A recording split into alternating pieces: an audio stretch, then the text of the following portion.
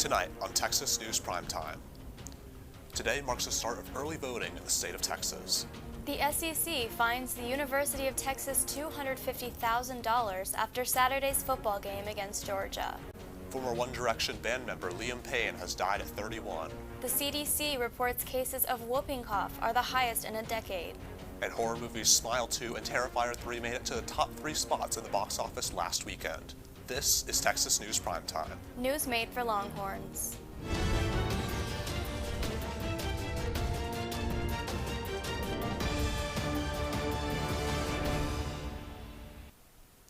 Good evening. For Monday, October 21st, I'm Joseph Sweeney. And I'm McKenna Valentine. Thank you for joining us tonight. UT is celebrating Free Speech Week with a series of events aimed at promoting open dialogue on campus from October 20th to the 26th. President Jay Hartzell emphasized the university's commitment to free expression, saying that open discussion is vital to the institution's educational mission. The activities include panel discussions, workshops, guest visits, celebrations, and lectures focusing on the importance of free expression in academia. Students and faculty are encouraged by the school to participate to support a culture of open exchange and inclusive conversations, especially in the context of recent campus protests. Today marks the start of early voting in the state of Texas. From now until November 1st, registered voters can cast their ballots early at statewide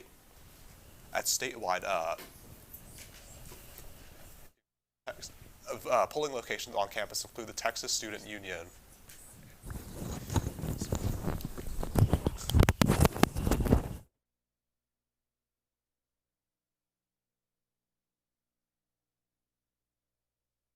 Saturday's game against Georgia. Referees made a pass interference call on the Longhorns in the third quarter of the game, and several fans who thought the call was unfair threw water bottles and other trash onto the field of Darrell K. Royal Texas Memorial Stadium.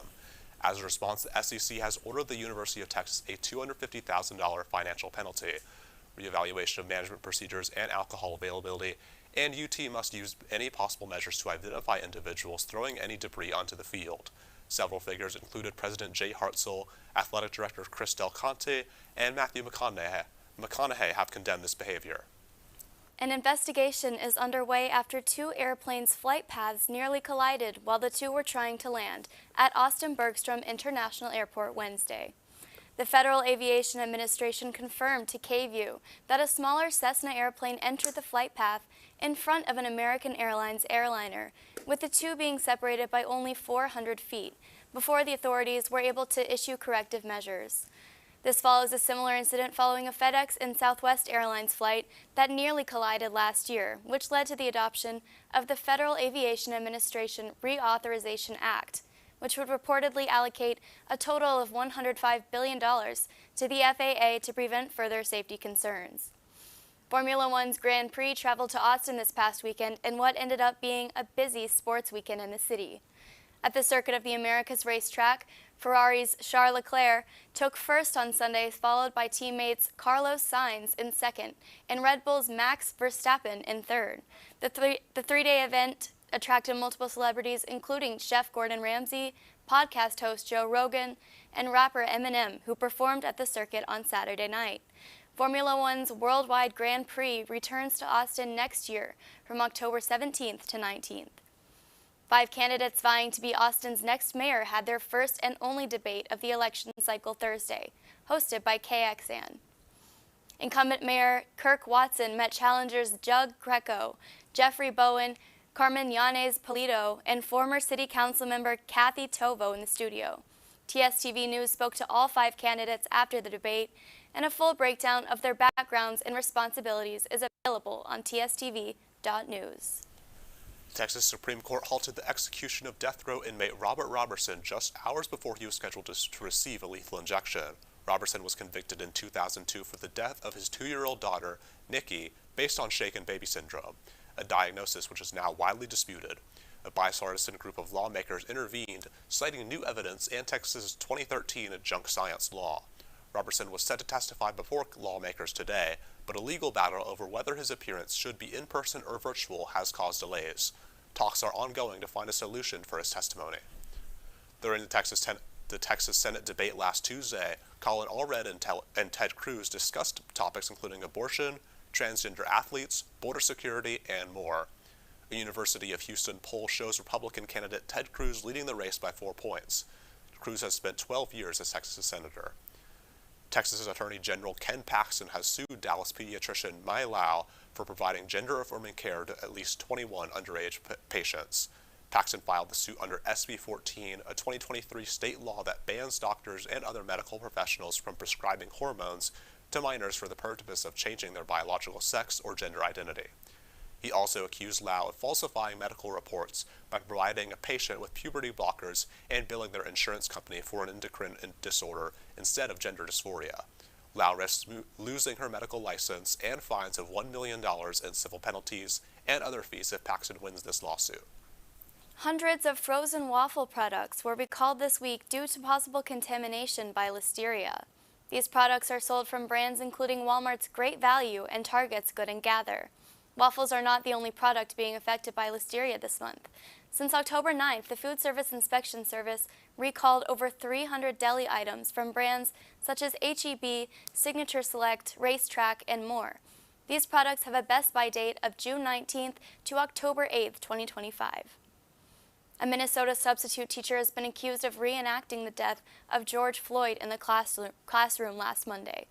The incident occurred at Woodbury High School, and a photo taken by a student shows the teacher kneeling down on another student to demonstrate the murder.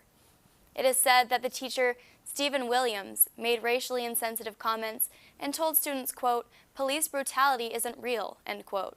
The school immediately removed him from the classroom and banned him from all district property.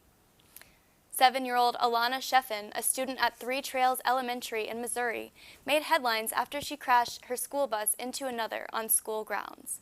Police were not notified after the incident, but Sheffin's mother, Ambrosia Holt, received an email about a, quote, "minor incident," end quote, that occurred on Tuesday. Holt was told that her daughter was called to the front of the bus by the driver during a safety demonstration. When she put her foot on the pedal, the bus reversed into another. While no one was injured, the incident still raises questions as to why a student was allowed to drive the vehicle. Hamas leader Yahya Sinwar was killed last Wednesday in Riyadh by the Israel Defense Force. An autopsy report confirms that the Hamas leader died due to a gunshot wound to the head, following severe blood loss from a shrapnel-related arm injury. Hamas officials have confirmed Sinwar's death but claim that his, quote, "banner will not fall," unquote. Musician Liam Payne has died at 31 years old after falling from his hotel balcony in Argentina on Wednesday. The artist was most notably known as a member of the boy band One Direction, which disbanded in 2016. Autopsy reports reveal that Payne had several drugs in his system at the time, including pink cocaine. On social media, thousands of fans have shared their grief and have come together to mourn the young singer. One Direction members Zayn Lewis, Harry Styles, and Niall have all made statements regarding the loss of their bandmate. Zayn Malik wrote in an Instagram post, quote, "I hope that wherever you are right now, you are good and are at peace and know that you are loved," end quote. Hurricane Oscar made landfall on Sunday evening, striking Cuba as a Category 1 hurricane with maximum winds of 75 miles per hour. The storm weekended to a tropical storm later in the evening as it moved west-northwest at 6 miles per hour. 6 to 12 inches of rain are expected with some areas along the North Shore projected to receive up to 3 feet. The storm has brought heavy storm surges and flooding to much of the Cuban coast. The storm came as a surprise as many are still recovering from recent blackouts. Authorities have set up 20 centers for those evacuated. When we come back, the CDC reports cases of whooping cough are at the highest in a decade. PrimeTime will be right back.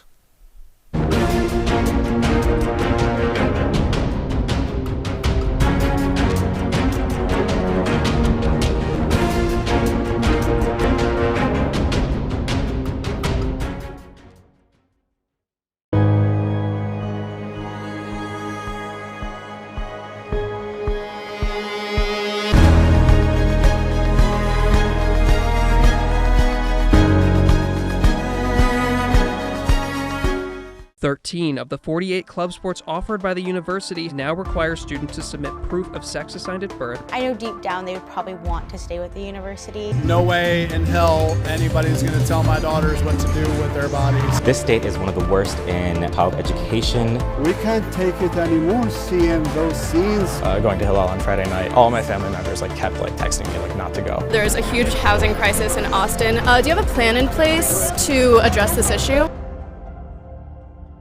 Determined to start your day well? We're up bright and early. From the enriching local stories to the weather forecast later in the day. Rain or shine, at Good Morning Longhorns, we got you covered. Comprised of a studious reporting staff going lengths to get that scoop, and a talented technical team to enhance your screen visually. As a fellow Longhorn, your mornings are better with us. So start your day the Vivo way. Good Morning Longhorns, Wednesdays at 7 a.m. Central Time on TSTV.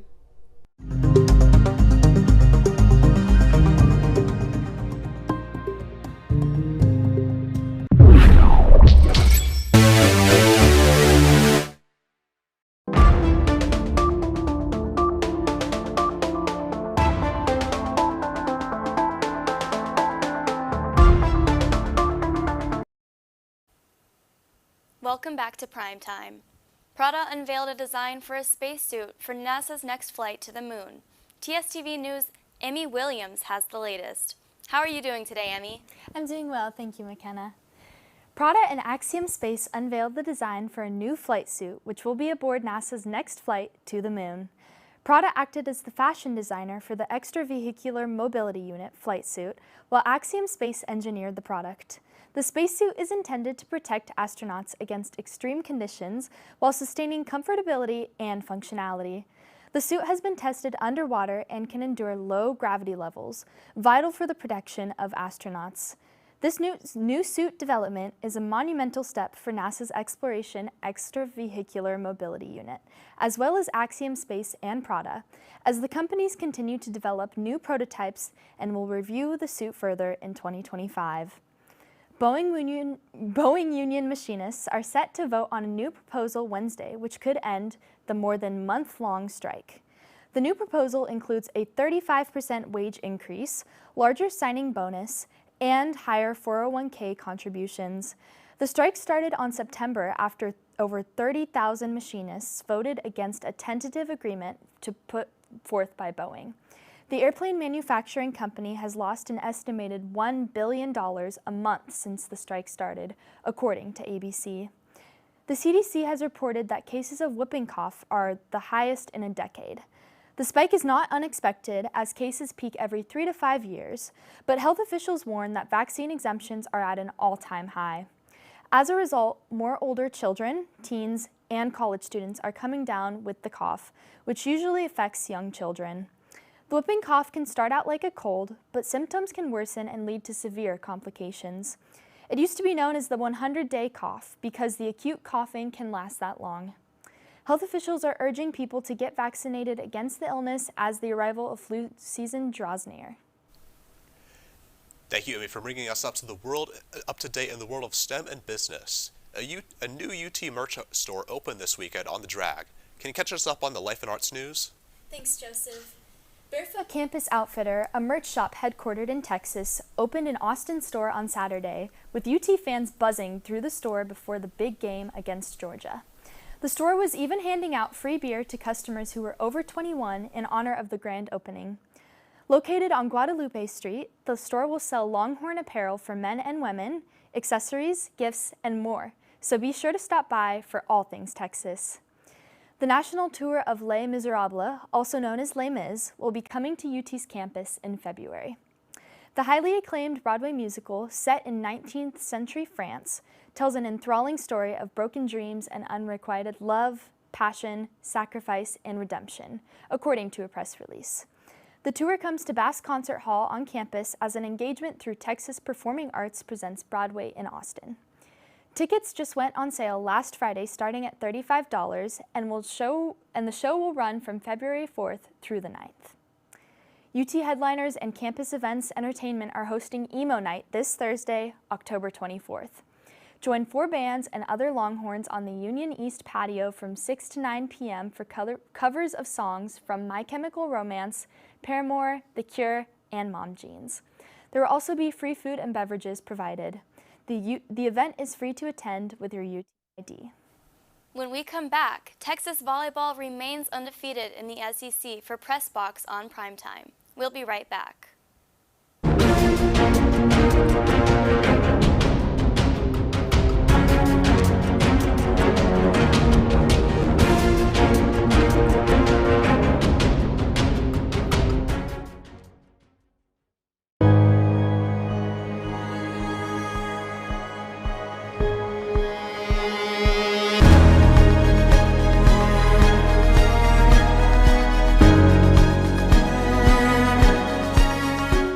13 of the 48 club sports offered by the university now require students to submit proof of sex assigned at birth. I know deep down they would probably want to stay with the university. No way in hell anybody's going to tell my daughters what to do with their bodies. This state is one of the worst in child education. We can't take it anymore seeing those scenes. Going to Hillel on Friday night, all my family members kept texting me not to go. There's a huge housing crisis in Austin. Do you have a plan in place to address this issue? Determined to start your day well? We're up bright and early. From the enriching local stories to the weather forecast later in the day. Rain or shine, at Good Morning Longhorns, we got you covered. Comprised of a studious reporting staff going lengths to get that scoop, and a talented technical team to enhance your screen visually. As a fellow Longhorn, your mornings are better with us. So start your day the Vivo way. Good Morning Longhorns, Wednesdays at 7 a.m. Central Time on TSTV.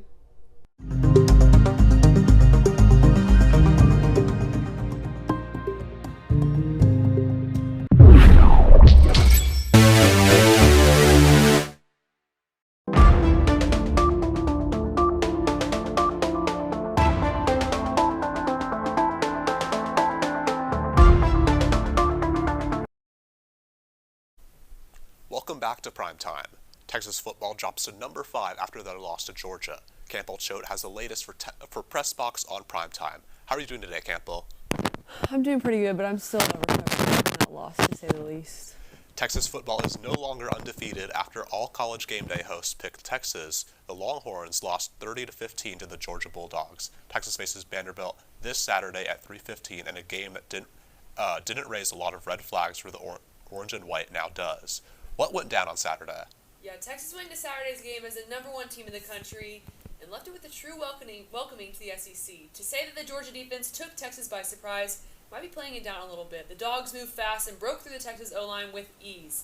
Georgia's defense clocked in 7 sacks, 3 from linebacker Jalen Walker. Texas offense struggled to say the least. Quinn Ewers threw an interception. Texas went into the half down 23-0 and only scored 2 touchdowns in the third quarter. Sark would even put in Arch Manning before the half, but Texas defense held it down the best they could. Jahdae Barron picked off 2 of Carson Beck's throws, and Anthony Makuba would pick up 1 more too, but he is questionable for Vanderbilt's game after a knee injury during the game. Georgia moves up to the number 2 spot, and Texas falls to number 5. The Longhorns head to Nashville to play Vanderbilt with a fire to fuel. Vanderbilt upset Alabama in Week 4, winning 40-35. The Commodores are currently ranked at number 25. Unlike Texas football, Texas volleyball remains undefeated in the SEC, picking up 2 wins over the weekend. How'd the Longhorns do this weekend, and what's left for them this season? The Longhorns are still the top dog in the SEC after beating an Arkansas team on a win streak and then getting their lick back against Georgia. Head coach Jarrett Elliott earned his 600th career win Friday against the Hogs. Texas picked up their 8th consecutive win and 5th straight sweep. To say this is Devin Kawai's best season is an understatement. She finishes with 13 kills and a .500 hitting percentage on Sunday. The Longhorns got their revenge for Texas football. Texas loses the first set after being ahead up 20-10, and then they'll win their next 3. Mariana Singletary clocked a career high of 11 blocks. Madison Skinner led with 12 kills, and Jenna Winnis was on fire against the Dogs, finishing with 11 kills. Singletary is also this week's SEC Player of the Week and SEC Defensive Player of the Week for the 3rd week in a row. Texas only has 9 conference games left with the Cotton Holding Lone Star Showdown against A&M on Wednesday at Gregory Gym. The NFL is in Week 7. Can you break down for us what happened on Sunday? Yeah, if you're a Cowboys fan, you definitely had a chill Sunday, and that's basically as chill as it's going to get. They were off this week, so you don't have to worry about or question whether Jerry Jones is preying on your downfall. The Texans are now 5-2, losing to the Packers on Sunday. C.J. Stroud went 10-21. Joe Mixon had 115 yards. The Texans lost 24-22. They still lead the AFC South, though. The Chiefs remain undefeated, beating the 49ers 28-18, and they lead the AFC West. Thanks for your insight, Campbell. Coming up, the Victoria's Secret fashion show returned for the first time in 6 years. Primetime will be right back with the story.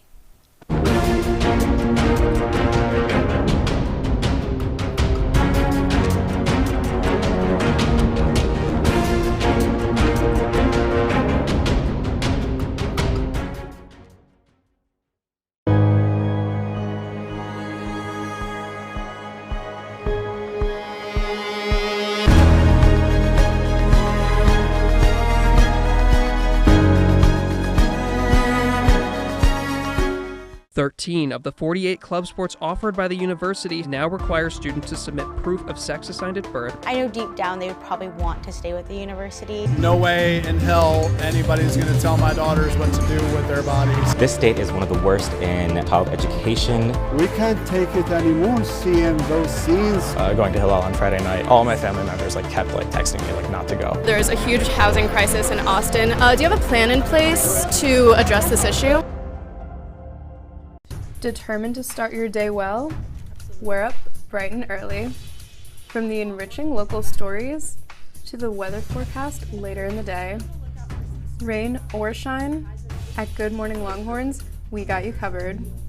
Comprised of a studious reporting staff going lengths to get that scoop, and a talented technical team to enhance your screen visually. As a fellow Longhorn, your mornings are better with us. So start your day the Vivo way. Good Morning Longhorns, Wednesdays at 7 a.m. Central Time on TSTV.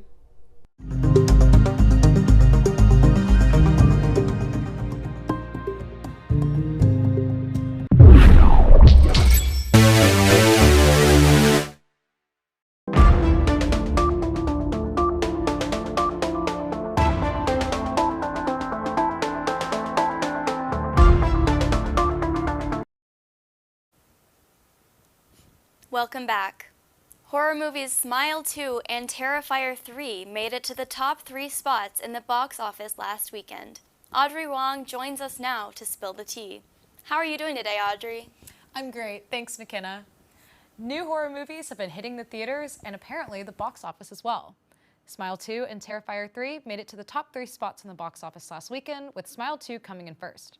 The sequel grossed about $23 million in the first weekend, which was more than producers had expected.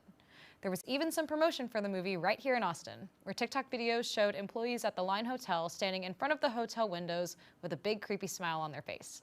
It was confirmed that this was a marketing stunt for the film in order to get people talking about the creepy smiles around town.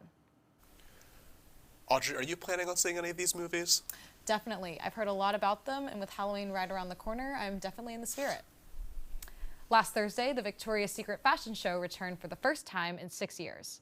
Supermodels Bella and Gigi Hadid, Kate Moss, Tyra Banks, and more created a star-studded runway, while musical performances by Cher, Tyla, and Lisa added to the enthusiasm. Victoria's Secret has historically faced backlash for its runway shows and model campaigns, with claims that they encourage unrealistic body standards due to a lack of body diversity, while others claim that body diversity is not necessary because they feel that supermodels are not supposed to represent the general population. What did you think of this year's fashion show comeback? You know, I was excited. Victoria's Secret and their supermodels are very iconic, but I do hope that the fashion show will be more inclusive of more body shapes in the future. Tyler, the Creator, has announced the release of his newest album, Chromacopia, expected to drop Monday, October 28th. This is his first album release since the 2021 album drop for Call Me If You Get Lost. The artist is said to have produced and written the newest album himself, and fans are able to pre-save it on the Chromacopia website, where they can also shop for his newest merch collection. This announcement follows Tyler, the Creator's unveiling of the 2024 Camp Flog Gnaw Carnival lineup, as he is joined by many artists, including Playboy Cardi, Sexy Red, and Faye Webster, where they will perform in the Los Angeles Dodgers Stadium. Audrey, are you a Tyler, the Creator fan, and do you have a favorite song of his? I am.